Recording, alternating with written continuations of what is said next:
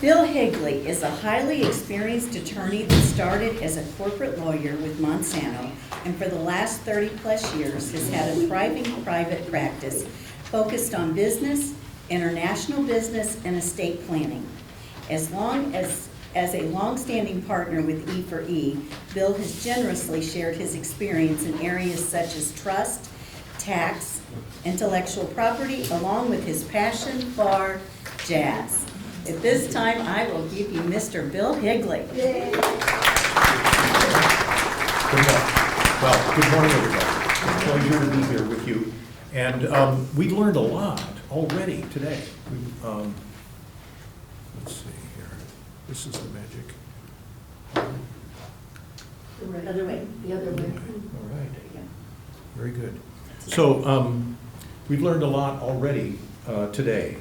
Nadine talked about hiring strategy, and I want to point out a great example of everything she's talking about right here, and that's that the St. Louis Art Museum is looking for a director of collections and acquisitions.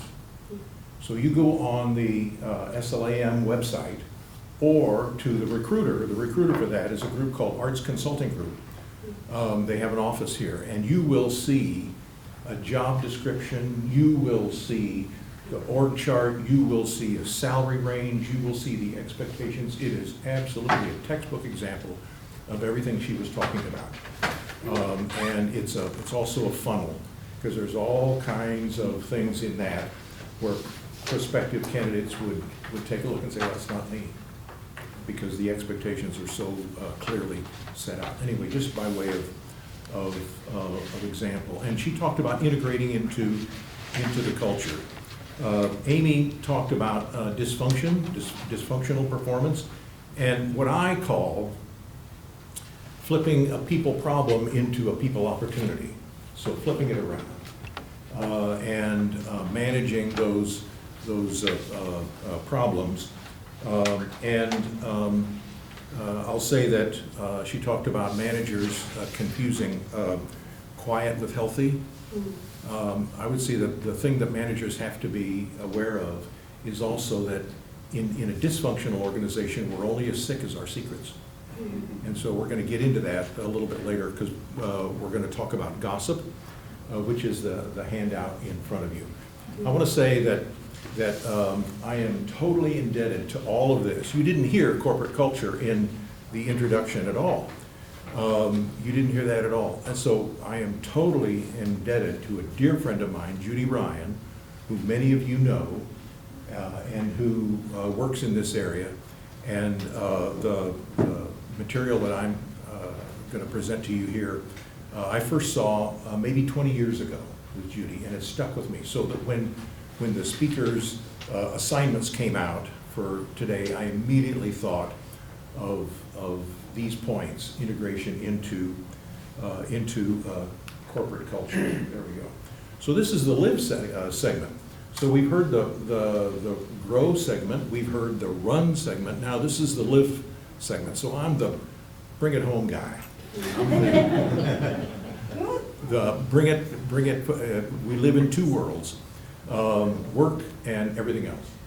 And so this is about taking the healthy corporate culture at work and the elements of that and integrating it into the rest of your life. And so what did we find? What can we distill from those prior segments here today is that people have some basic needs. And that some basic human needs, and here are some examples. They want to feel safe in their communication. They don't want to have to be afraid of getting stabbed in the back. Many of us have experience with those kinds of organizations. They want to experience clear communication, clear expectations, clear descriptions of what they're to do, what their assignments are, clear communications, taking responsibility for communication. In other words, that people mean what they say, and it's going to be clear, and that they're going to stand up to what they said, and then that they will affirm each other, they will support each other. So a healthy culture in the workplace responds to those needs. So put another way, Do people feel connected? Do they feel valued? Do they feel lovable, empowered? Do they feel contributing? Like they're contributing something positive to the workplace and to the experience of other people in the workplace. That's the ultimate connection. It's not a wonderful project that you put together. It's not a wonderful empire that you built. It's a connection to other people's experience in the workplace, that you've improved that and thereby improved their lives. So, however, a major challenge to this is, and we're going to deal with just a small segment of this. There are many challenges to this kind of, to creating this kind of culture, but we're going to talk about the challenge of gossip.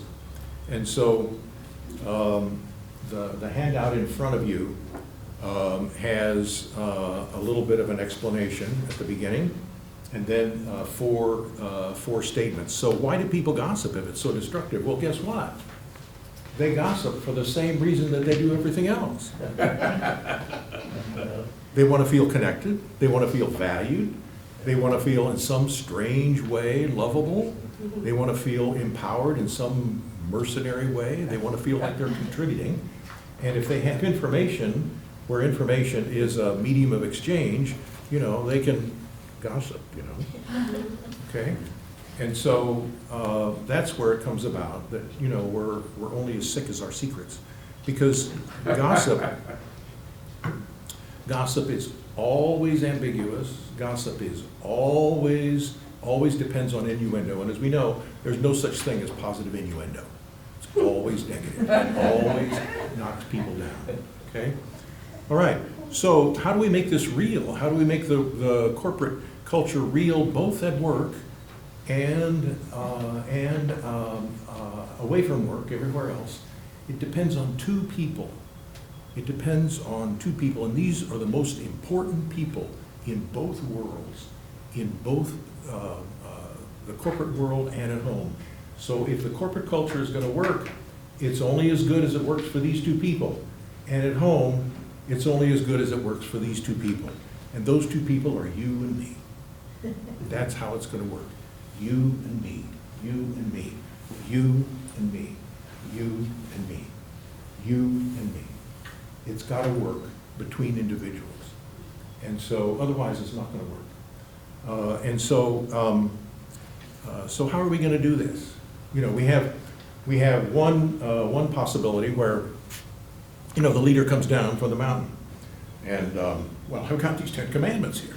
And so at Monsanto we had this pledge, and it was called the environmental pledge. And it went up on the wall, and it was framed on the wall. So here's the 10 commandments. So read it, and you figure it out. You just read these. And by the way, get rid of that golden calf. It's not doing you any good. And so, or we have a different way that's going to be more effective, and that is we practice on each other.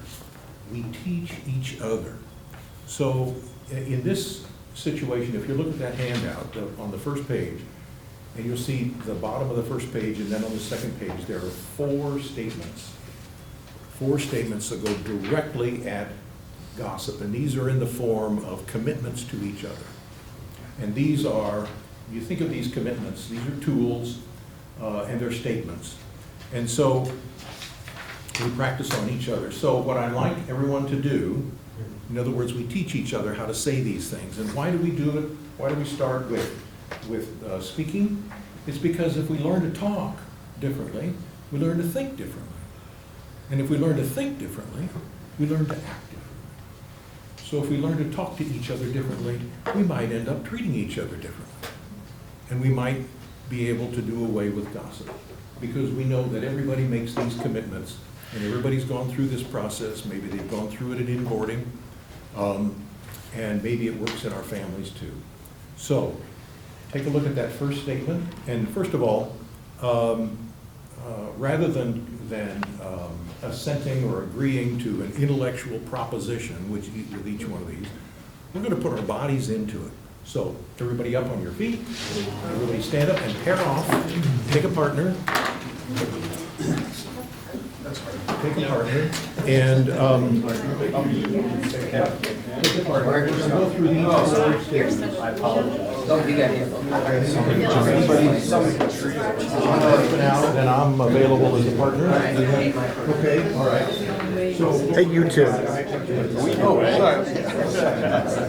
I know. So,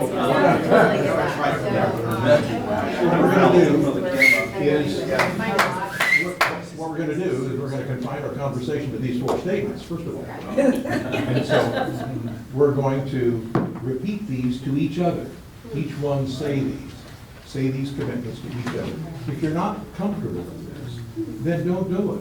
If you're not comfortable with it, don't do it. But it would be nice also to say, to be honest about your feelings, I'm not comfortable with this, or I don't feel good about saying this, or you're a total stranger and I'm not sure I want to say this. Stephen, I was just gonna talk shit about it. Bill, do we have a leadership hat on? Or do we have a leadership hat on, or do we have a, I'm just carry out in the world hat? Right now, we just have you and me, all right?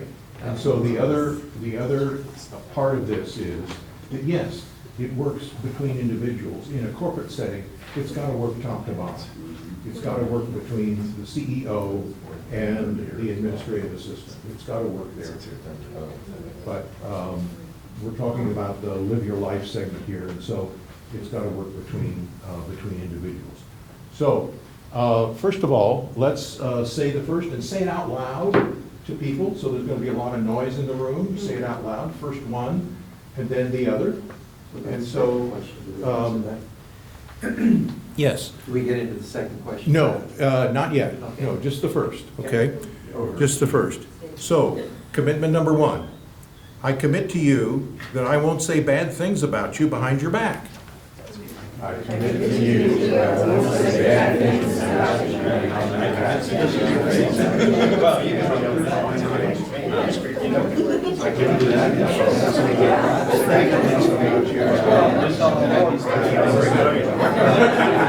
Okay, all right. All right, very good. So,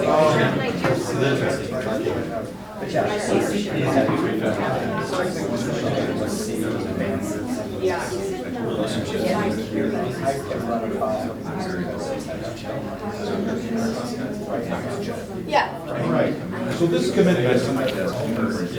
All right. Yes, Bill, what were you gonna say? So this commitment is just about me. It's not about you. This is just about me. It's only what I will do. There's no response required or no trigger by a third party or anything like this. All it's saying is that, know this about me, I won't do these things. As you go about your daily life, know this about me, that I won't do this. And this leads directly to the second commitment. The second commitment is, go ahead and read it.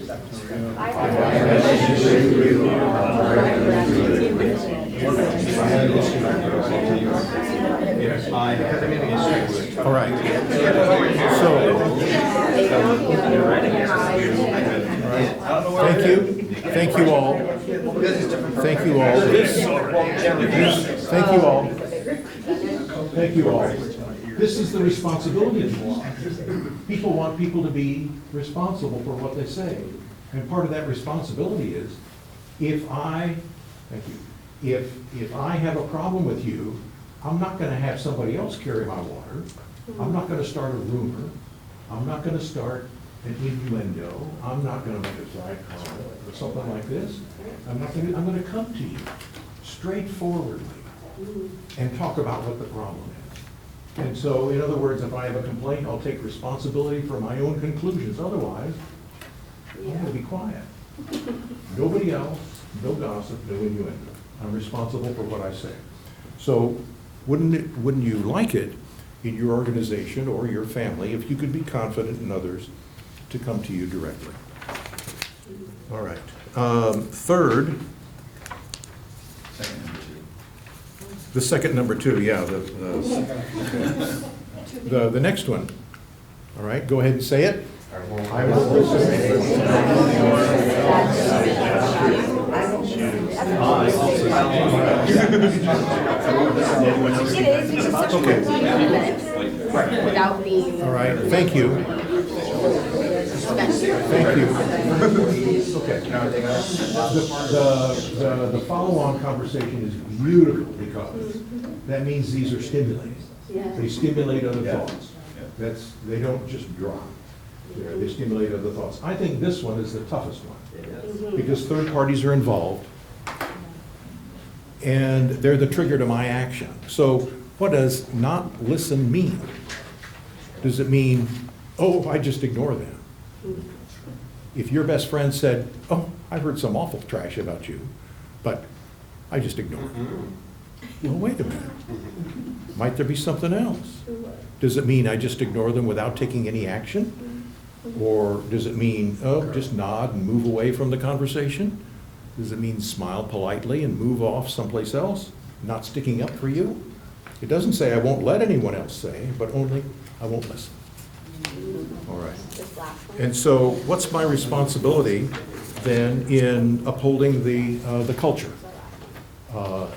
Does it go beyond just not listening? What do I do? So we got to think about this. Number 4, if anyone comes to me to complain about you, I'll direct them back to you. Anyone comes to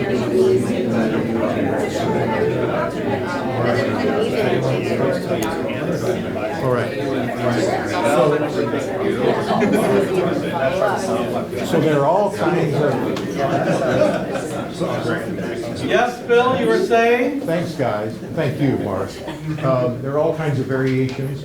What if the person being complained about is your subordinate? What if the person is your best friend? What if the person is someone else's subordinate in the organization? Your wife. Right? So this... So,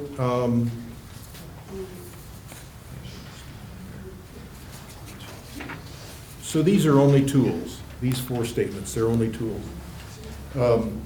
They're just suggestions about how to handle situations and do your part, make it work for the yous and me's of the world. Because it comes down to a very granular level between the two of us. Ultimately, that's where it's got to work. I'll just say that the golf courses of the world are absolutely full of people swinging shiny, very expensive tools that they desperately hope will make them into golfers. Hackers no more, okay? They're just tools. So maybe your golden calf looks like a Callaway Big Bertha driver or the Apocalypse Thunder driver or something like that. All right, thank you very much. I appreciate your attention.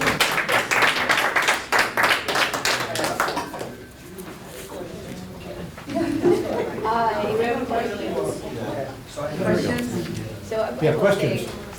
Bill, you got 2 minutes for questions. 2 minutes of questions. Terry raised a very good point over here, absolutely a good point. And that is, it's not just laterally, it's vertically too.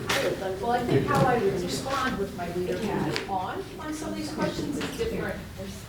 How I would respond if I'm wearing my leadership hat to some of these questions is different than how I would make a personal commitment, say to my husband or to my best friend. So that's why I ask. Okay.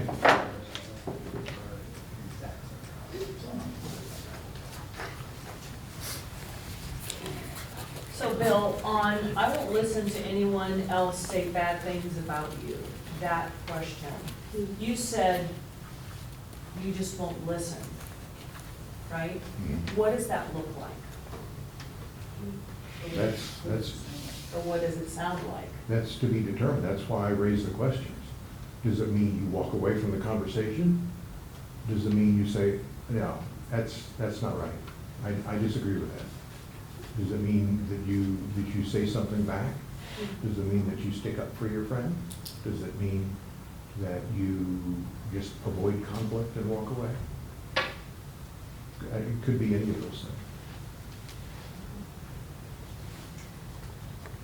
So Karen and I were really talking about that question. And it's so interesting because like, first of all, we thought we were getting married to each other the way that we were getting into it. But seriously, like what just went through my brain is that I had made a commitment to myself that I will not allow that conversation to go through my ears. Like I could say that to somebody, like I committed that to myself. And that's probably where I would have taken that conversation. Yeah. Is that I've made that commitment to myself for that not to happen. Yes, yes. Okay, time for one more question. Because it's awkward. Yes. I think that I won't listen to anyone say bad things about you is, I think that's powerful because it allows for everybody to, every type of personality to participate in it. You know, if it's either or, like, you know, if the culture is, when you hear it, you say something, then someone's not everyone's gonna be comfortable saying that, you know? And if a person is just gonna simply not listen, then the gossiper, as it were, will get the message that this isn't a good audience, you know, and that'll at least take one person out of that, you know, audience. So I really, I like that.